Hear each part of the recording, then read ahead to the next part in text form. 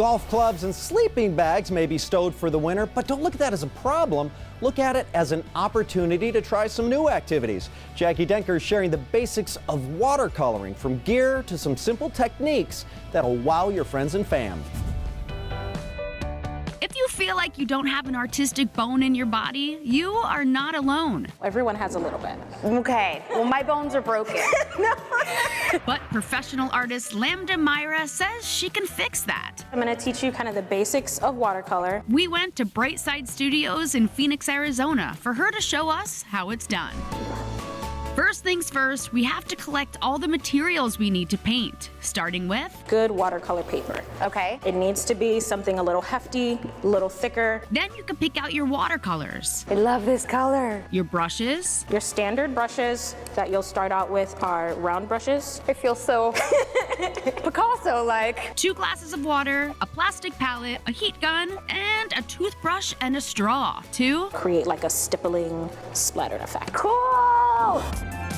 Now it's time to learn some basic techniques. Your wet on wet and your wet on dry are what you're going to need to apply just about any kind of texture. For the wet on wet technique, And you're going to get water on your brush and you're going to create a square. she says this technique creates beautiful blends of colors, but it's A lot more difficult to control the water. Oh, it's running away from me. brush your color over the wet area and blast it with a heat gun.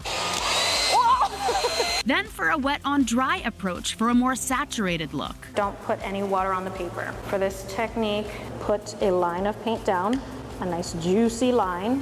Whoa. See how that dries so much flatter and purty? Wow, look at yours. We put our skills to the test by creating highlights and shadows using these techniques. Ooh. By adding another color on top, since watercolor is a transparent medium, it creates depth with each layer. Oh my gosh, that's beautiful. And that's really how you start playing with watercolor.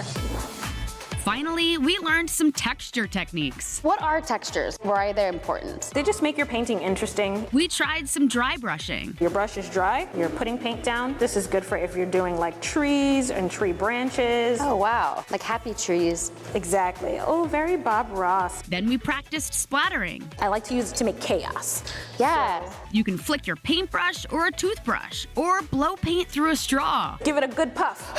It's like an explosion. Creates very expressive movement. Then we took what we learned and went to town.